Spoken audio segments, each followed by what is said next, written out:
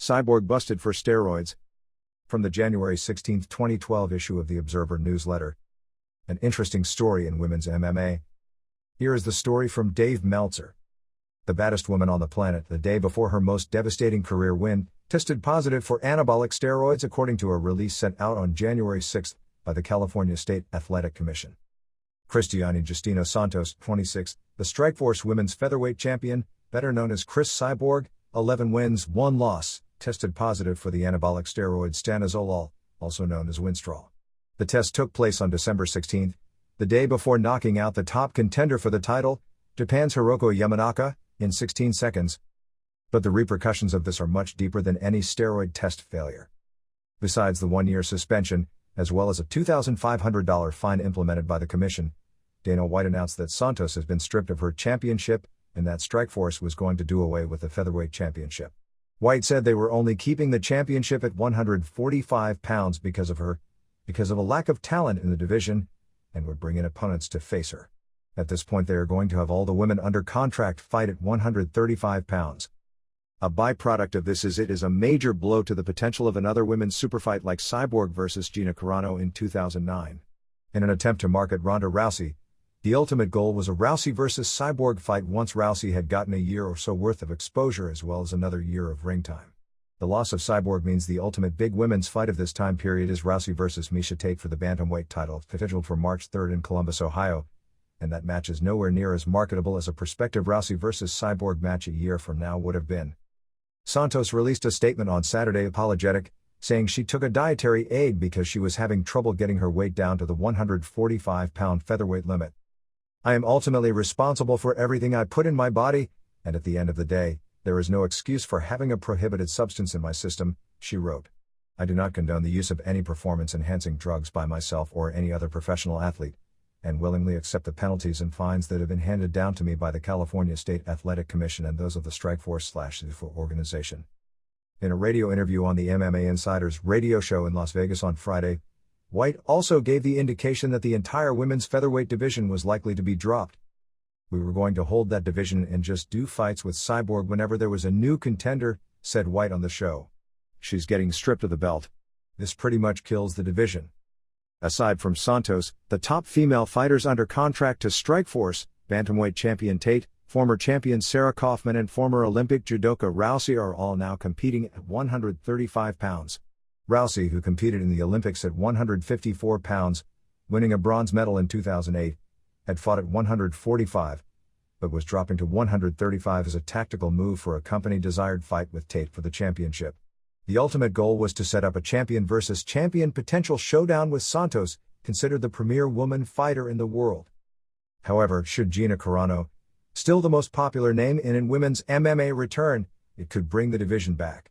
Carano, 7-1, hasn't competed in nearly 2.5 years, but was scheduled to fight at one point this past summer until a medical condition forced the fight's cancellation. Carano, 29, competes at 145 pounds, and her lone career loss was to Santos.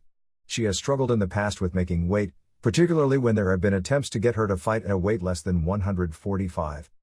While I was preparing myself for my last fight, I was having a difficult time cutting weight, and used a dietary supplement that I was assured was safe and not prohibited from use in sports competition, Santos wrote. It was never my intention to obtain an unfair advantage over Hiroko, mislead Strikeforce, the commission or my fans.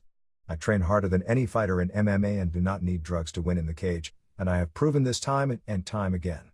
My only mistake is not verifying the diet aid with my doctor beforehand, and understanding that it was not approved for use in the ring. Unfortunately, in the end I suffer the consequences and must accept the responsibility for my actions. Santos is going to have to specify the supplement and be able to prove that supplement has stanozolol in it, or else nobody is going to believe her. She later claimed, without saying the name of the supplement, that she took a diet pill/diuretic to cut weight, which is what triggered the positive test.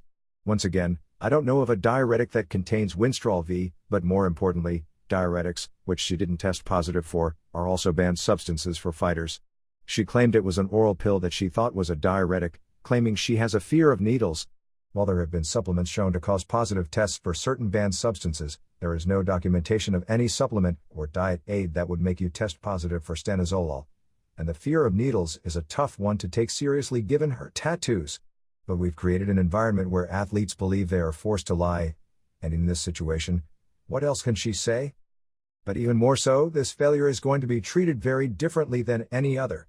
First off, when a guy fails, the reaction is usually negative from an audience that believes them to be cheating, while another audience believes that everyone is cheating and they were just unlucky or stupid to get caught. The truth is probably somewhere between those two beliefs.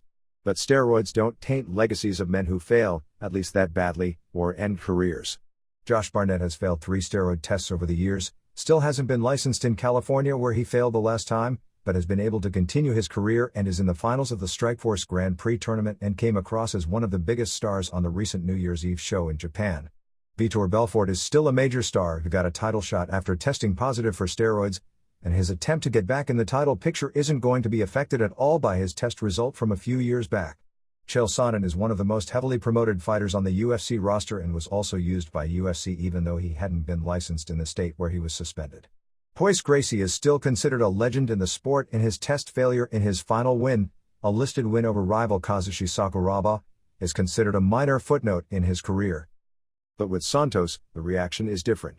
It is exceedingly unlikely that Santos is the only woman fighting in MMA who uses performance-enhancing drugs. As best we can tell, she's the second somewhat named woman fighter. Karina Dahm was the first to test positive for steroids. However, she does both look and fight completely different than any major star.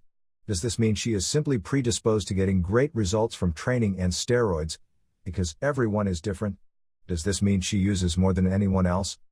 While steroids are a performance enhancer in men, they are far more of a competitive advantage to women, because women naturally produce very little testosterone, so when you jack it up to the level of a male, it's far more of unbalancing the playing field.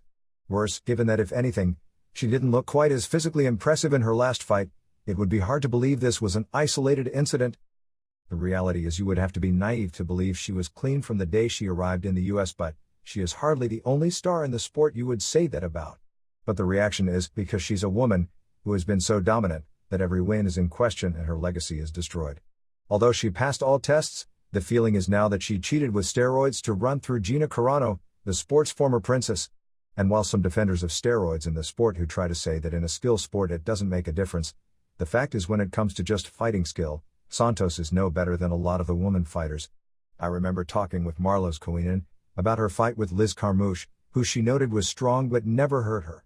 When asking about her compared with CYBORG, it was like, she was nothing, CYBORG was strong like a man. There is the famous clip of her power bombing a 220-pound Tito Ortiz in practice when caught in a triangle that takes low back strength like a 170-pound fit athletic woman would not have. She hit too hard and was too strong for her opponents. In this case, her power and aggression, both of which now have to be taken into question, was the difference maker. Yet you want us to believe that the camp she comes from will find this athletic woman and make her an experiment, and that the guys aren't learning from the experiment. It's more likely what she did was based on what was successful with the guys, and not the other way around. In a year, when her suspension is up, does she even get another chance? Her test result release wasn't even a few hours old when the decision was made to drop her entire weight class from competition. Although if Carano, now a movie star, wants to come back, I would expect they would revive the division for her marketability given Carano had enough trouble making 145, and you're asking for trouble if you want her to fight at 135. You have to look no farther than Ben Johnson in sprinting, who after his positive test in 1988 garnered more attention to drug use in sports than anything in history, that he continued his career and due to pressure, had to be drug-free. He went from blowing away the field to being mediocre, such was the difference, and that's just running. MMA is a skill sport to be sure, and all the steroids in the world won't make you a Chris Cyborg or fill in the blank of the top star male fighter that you deep down know has gotten there with chemical help. But can they make a very skilled good fighter into one far more difficult to beat? Are they a major difference maker? If everything else is equal, they are likely a major difference maker. Yet you've got a sport where the testing is years behind the times and something that those in the profession largely laugh and wink at. It's the secret of the sport that everyone brings up behind closed doors but few want to talk about publicly. And it will likely, for the men, continue to be like that. But the reaction is different here, as instead of maybe being a cheater, you had a situation where there was a fighter so head and shoulders above her competition that she didn't belong. While Yamanaka was by no means a great fighter, and she herself came into the fight with a record based on beating much smaller women, she was legitimately the #1 contender worldwide in the eyes of many, and only lasted 16 seconds. Before the Carano fight, the consensus was that Carano was the more skilled stand-up fighter, but there was a strength and power difference she'd have to deal with. The reality was, she wasn't competitive. Koinen, with far more experience and a ground specialist, wasn't competitive either. But here is the issue. She also passed every test necessary until this last one. And physically, she actually looked very slightly off in San Diego as compared to previous big fights. If a guy tests positive and comes back with a new physique where you can see a significant difference when it comes to losing tightness or muscle bulk, then they probably returned clean. If there is little difference, most likely they are just smarter when it comes to not getting caught. If Santos was caught because her handlers made a mental error, or because her system played a dirty trick on her because clearance periods of different drugs are not 100%, and that's why a few people do get caught, the reality is she could have just as easily gone through her whole career without this taint. It's the thin line for having a career for a woman end in disgrace, and being lauded historically as the greatest ever in her sport. The result of the fight held on the December 17th Strikeforce show at the Valley View Casino Center in San Diego has been overturned by the commission and ruled a no contest. Our primary concern is for the health and safety of fighters, said CSAC Executive Officer George Dodd in a press release sent out on Friday. Anabolic agents and other banned substances put not only the users of those agents at risk, but their opponents as well. The commission simply will not tolerate their use. The release stated that the commission received the test results on December 23 from the World Anti-Doping Agency lab at UCLA. The release didn't state the length of time of the suspension, but that it would start on December 16. In the past, California has suspended fighters who fail steroid tests for 1 year. Santos, generally considered the best female fighter in the world, has the right to appeal the suspension. In its history, UFC has had 3 occasions where current champions had test positive for steroids and get suspended. Josh Barnett was the first, in 2002, in the match where he defeated Randy Couture for the heavyweight title in Las Vegas. Tim Sylvia in 2003 failed after a successful title defense against Gon McGee, also in Las Vegas. Lightweight champion Sean Shirk in 2007 failed in California after a title defense against Hermes Franca. In all 3 cases, the champions were stripped of their titles. Stanozolol is the anabolic agent that sprinter Ben Johnson tested positive for in the 1988 Olympics. It is used in weight class sports because it is believed to lead to increases or maintenance of strength levels while cutting weight to make a weight class. Generally, injectable stanozolol clears one's system when it comes to urine tests in about 2 months, while the oral version clears in 3 weeks. Santos, like most fighters, walks around significantly higher than the 145 pounds she weighs in at, and has in the past had trouble making weight. She became the first Strikeforce women's champion on August 15, 2009, when she stopped Carano at the HP Pavilion in San Jose before 13,976 fans. It was the first time a woman's fight was ever the main event of a major boxing or MMA show, and the match set ratings records for MMA on Showtime. The fight was the most searched item on Yahoo and the single most talked about topic in the world on that night on Twitter. Santos, who's noted for fighting a wild, aggressive, crowd-pleasing style, was too physically strong for Carano and finished her with strikes on the ground at 4:59. But Santos' fights at that time have not had anywhere close to the same level of interest. The fight with Yamanaka was the first for Santos in 19 months after a lengthy contractual dispute. Santos, with her physique that looks like a female bodybuilder, had been the most dominant female fighter on the U.S. scene ever since her arrival from Brazil in 2008. Originally a standout handball player in Brazil, she began fighting it at the age of 19. A native of Curitiba, Brazil, she started at the same academy that produced Vanderlei Silva, who her fighting style has always been compared to, and Mauricio Shogun Rua. She married Evangelista CYBORG Santos, who was a well-known fighter who became a star in Japan and at one time challenged for the Strikeforce welterweight title. The couple moved to San Diego, where she teaches and trains at a gym called the Arena. In recent weeks, Rousey had all but directly said Santos was on steroids, with lines that Santos would be able to make 135 pounds if she stopped doing what she was doing. "I feel like anyone with half a brain isn't surprised," Rousey said on the MMA show with Mauro Ranallo. "I have mixed emotions of CYBORG being caught cheating because I know everyone knew she was cheating and I wanted to make an example of her because you don't need to take steroids to win. I think her getting caught is a great thing too. I don't have the least bit of respect for her because I always knew she was a cheater, and now everyone else knows too. If she ever comes back to fight again, she won't be the same beast she was before. She might even try doing different things like HGH that are harder to get caught for. Who knows if Strikeforce ever wants her back." Well, I'm disappointed to find out she was using, wrote Kate. I gave her the benefit of the doubt too, and really admired her.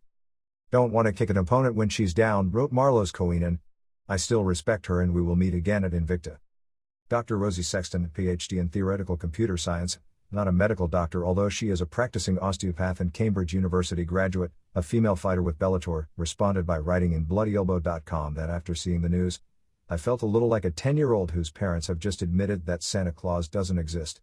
A tiny bit disappointed, but mostly relieved that now we can all stop pretending.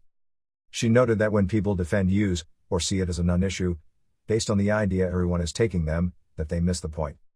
The problem is that this is a combat sport. In most sports, the consequences of failure might be measured in pride, status, or money. In MMA, you add physical damage and injury. In female MMA, for example, you can find yourself watching a fighter who is essentially, in hormonal terms, male, beat up a woman. It often makes for uncomfortable viewing. It's bad for the sport, and most of all, it's bad for the fighters. It sends the message that following the rules is penalized by getting your face smashed in. She also noted that those defending CYBORG by saying she trained so hard are naive, saying, look, just working hard in the gym won't give a woman muscles like that any more than eating worms and flapping your arms will make you fly.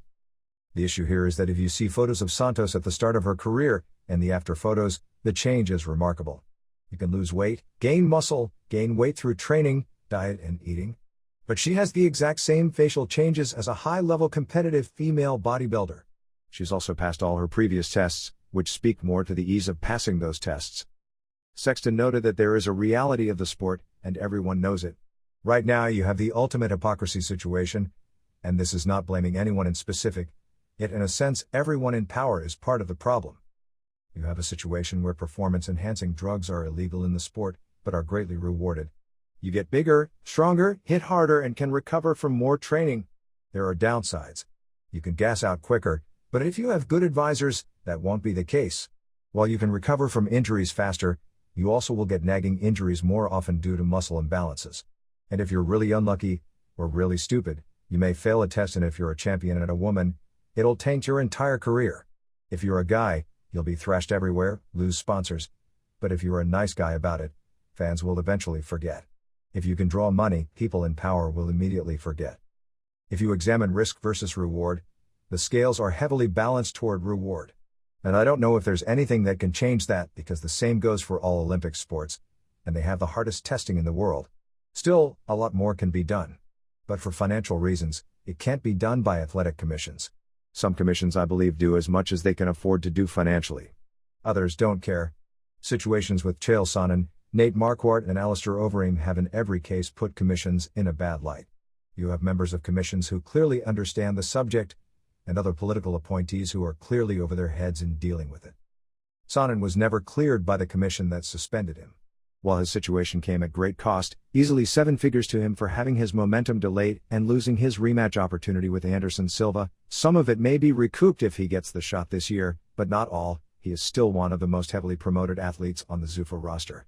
Marquardt lost his job, but for reasons nobody can adequately explain, was not suspended even though he had too much testosterone in his system in a test, something that has actually never been fully proven about Sonnen. Overeem was ordered on November 17 by the Nevada Commission to take a test within the next 2 days. While he took tests over the next few weeks, the first test was the wrong test and didn't have a steroid panel. It did show him in normal testosterone range. The second test sample somehow disappeared with no results, and the first test with results, where he was clean, was taken on December 14. But even throwing these 3 out, unless you are a main event fighter on a major show in California and Nevada where you may get tested during camp, you can use most performance-enhancing drugs, with the exception of the ones that stay in your system a long time, with impunity in training. You know when to get off, and it's no difference than knowing when to taper down hardcore training to be fully rested for fight day, and no different from manipulating your diet to make sure you make weight on fight day, and then come back as big as possible 27 or so hours later when you step in the cage. Some performance-enhancing drugs, growth hormone, you can take with impunity if you want right until the afternoon of the fight, as there is no testing for it. And while some will claim differently because there is a test being used in the Olympics, there is actually no significant test for it because to this day athletes use that drug with impunity, and with no fear of a test that never catches anyone except a few near setups that have been used to prove its effectiveness in a scare tactic. Sexton wrote, "We have a choice to make. we can decide that we want steroids out of the sport. In that case, athletic commissions, governing bodies, promotions alike need to work together to implement the gold standard of drug policies. The World Anti-Doping Agency works with sporting organizations and produces model rules and protocols. As a minimum, off-season random testing of fighters is essential. It might never be possible to get rid of performance-enhancing drugs entirely, but it's possible to tighten the net and change the balance between risk and reward in favor of the clean athlete. Some of the athletic commissions are starting to move toward stricter testing, but much more still needs to be done. Right now, the major promotions have the government scapegoat. The governmental agencies regulate the sport in their states, but all are financially unable to do the level of testing necessary. Plus, there is already a dual reality, to where if you are a main eventer in Nevada, you have to implement a different drug program than if you are a main eventer in Texas. And if you are a mid-card fighter, no matter where, you have more leeway than a main eventer because you're only going to be tested the day of the show no matter where you fight. And if you are in a smaller organization in a number of states, you probably won't be tested. It's impossible to have the sport be what it should be as far as testing. It's not going to happen. However, UFC can and should implement a policy. It's embarrassing if you think about it that in a sports competition, where a woman like CYBORG was for years able to beat up women who were likely either not chemically enhanced, or at least not to the level she was, that athletes have a far easier testing program than wrestlers in the WWE. And Lord knows there are major issues in the WWE program, and it's not close to as strong as the one-track athletes have to go through. And in track, or in baseball, it's all about world records and statistical numbers. In MMA, it's about avoiding getting your face smashed in. In baseball, you can argue that long-term health issues are involved. In pro wrestling, there are even greater arguments due to the track record of the profession.